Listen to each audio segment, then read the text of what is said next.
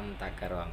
Ya, pada kesempatan ini saya ingin berbagi sedikit tentang apa sih alat-alat apa yang ada di dalam anjungan, ya. Alat-alat apa atau equipment apa yang berada di bridge. Ya, langsung saja. Oke, yang pertama di sini ada steering, ya. Jadi steering ini fungsinya untuk mengarahkan kapal, ya, mengarahkan kapal entah itu kita ke kiri ataupun ke kanan. Nah, di sini di steering ini ada modenya, ya, ada auto, hand, and FU. Tergantung kita menggunakan yang mana, ya.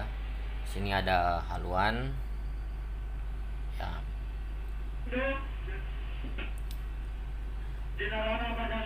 Ini dalam keadaan off, ya. Untuk menyalakannya, di sini ada tombol. Bisa kita menggunakan steering nomor 1 maupun nomor 2. Oke. Nah, contohkan. Nah, ini kalau kita off kan, ya. Jadi di sini ada repeaternya, ya, digital, ya, repeater digital. Haluannya. Nah, jadi yang mempunyai tugas untuk mengendalikan steering ini adalah Able Simon, ya. Able Simon yang mengendalikan steering ini. Nanti Able Simon mendapatkan orderan dari nakoda maupun perwira jaga. Nah, di sini ada course recorder. Jadi course recorder ini fungsinya untuk, ya, fungsinya untuk mencatat, ya, atau merekam haluan pergerakan kapal. Dari kapal mulai berangkat sampai tiba, haluannya terekam di course recorder. Dalamnya ada haluan-haluan yang haluan-haluan, ya. 150, 140 derajat, ya. Jadi dia terekam di course recorder. Nah, selanjutnya di sini ada echo sounder. Echo sounder ini fungsinya untuk mendeteksi kedalaman laut, ya. Sini ada ring, kita bisa perbesar maupun perkecil, ya. Sini ada gainnya untuk memperjelas, ya. Nah, ini dia bentuknya. Sini kedalaman laut sekarang kurang lebih 14.0, ya. Dia satuannya meter. Oke. Inilah dia echo sounder. Pengoperasiannya sangat mudah. Untuk mematikan brill dan power kita tekan bersamaan. Nah, untuk menghidupkan cukup menekan tombol power. Oke. Nah, inilah dia. Ini ada telegraph, ya. Telegraph ini salah satu yang dapat membantu kita, ya, komunikasi dengan orang mesin. Jadi di sini ada dead slow, slow, half, full, ya. Jadi ketika kita majukan telegraph ini ke dead slow, secara otomatis informasi ini akan sampai ke orang mesin. Nah, jadi ini salah satu yang dapat membantu kita, ya, dalam manuver pergerakan kapal. Nah, dia telegraph. Nah, di sini ada, ini adalah radio, ya, radio VHF, ya, very high frequency.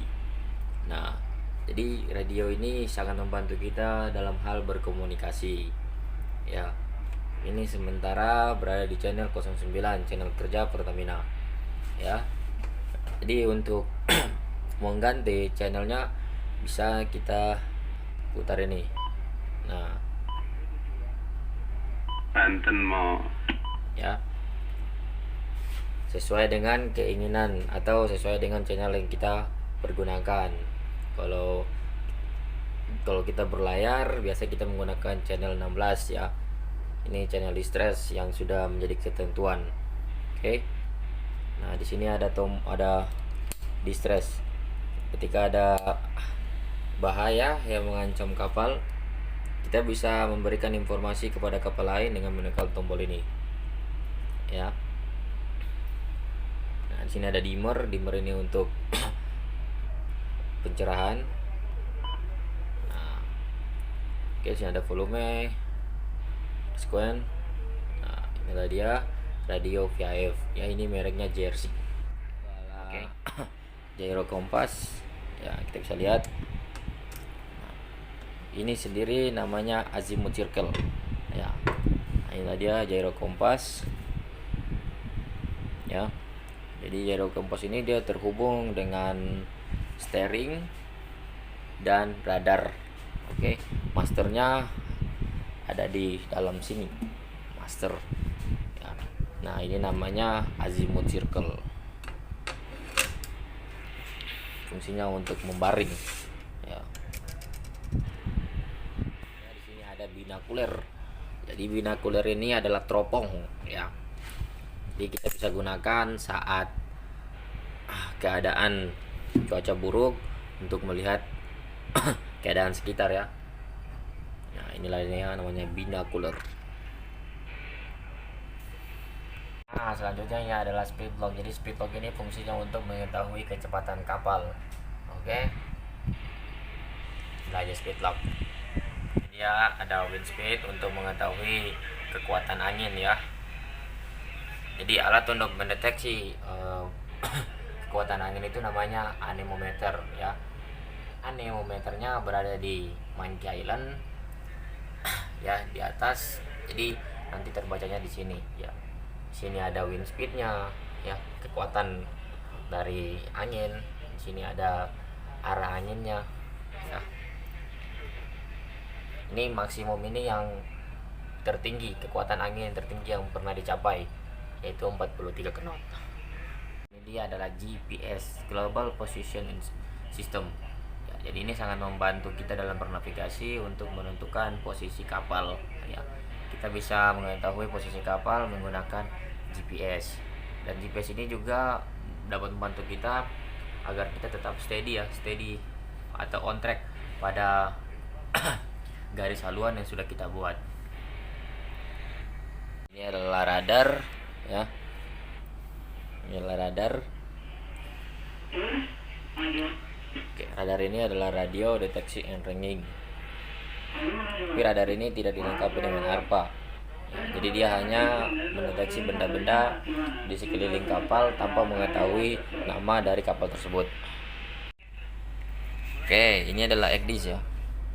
ECDIS ini adalah Electronic Chart Display Information System. Jadi ini adalah peta elektronik ya, yang sangat membantu kita dalam bernavigasi ya. Ini sementara dalam keadaan off. Nah, jadi ini sangat membantu kita ya dalam bernavigasi.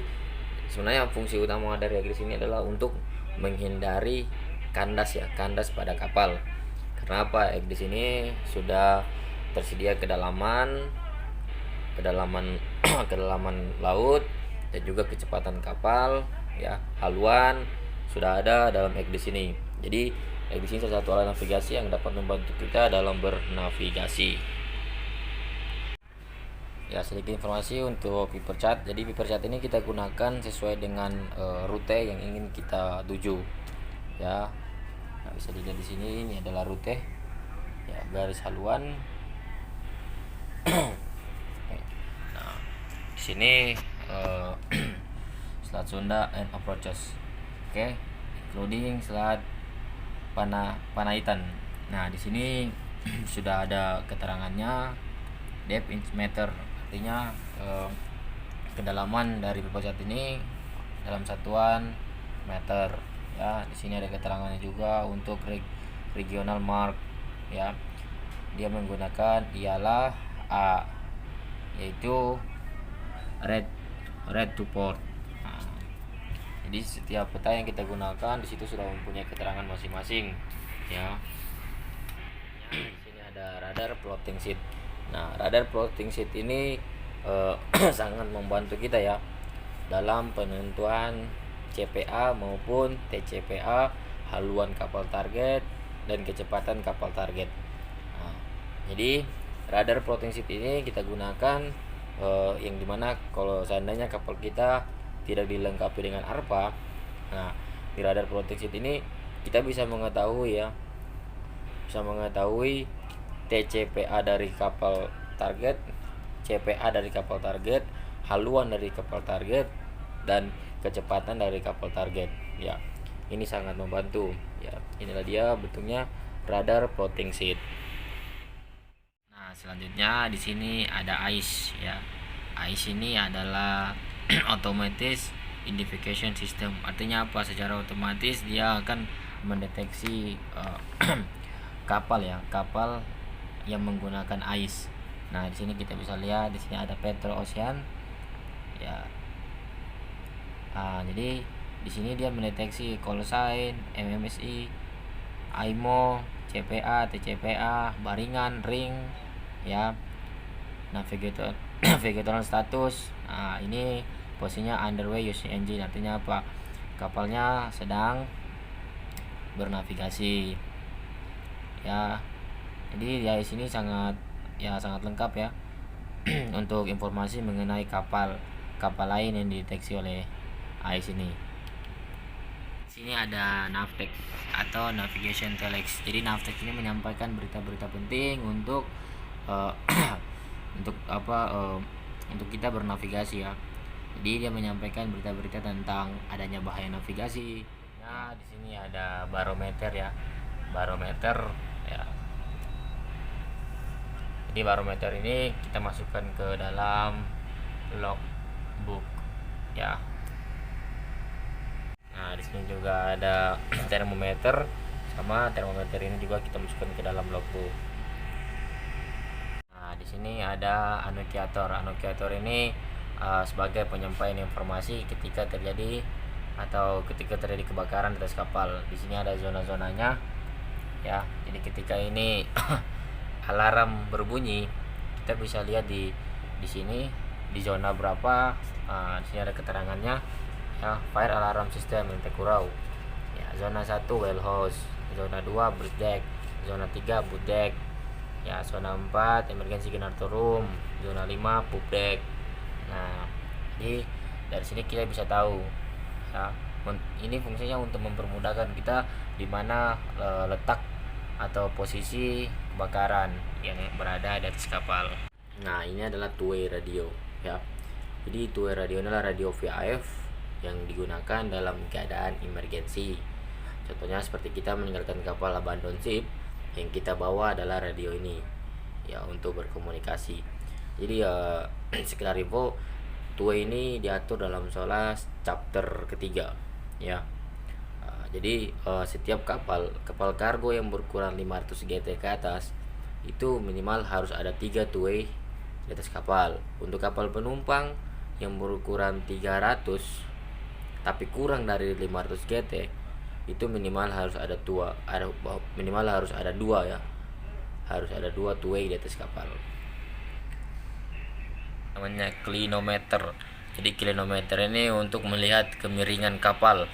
Ya, di sini ada derajat-derajatnya, angka-angkanya. Jadi fungsinya untuk melihat kemiringan kapal ya. Kalau kita ingin lihat kapal steady ya lihatnya di sini clinometer. Ini dia bisa bergerak ya, dia mengikuti kemiringan kapal. Nah, selanjutnya di sini ada SART ya, Search, Rescue and Transponder. Jadi SART ini kita gunakan atau kita operasikan dalam keadaan darurat ya, dalam keadaan emergensi. Suatu waktu kita ingin meninggalkan kapal, kita harus membawa SART ini ya. Nah, SART ini dia terbaca di radar ya. Jadi dia sinyalnya terbaca melalui radar. Inilah dia SART. Nah, SART ini wajib dites nanti per monthly.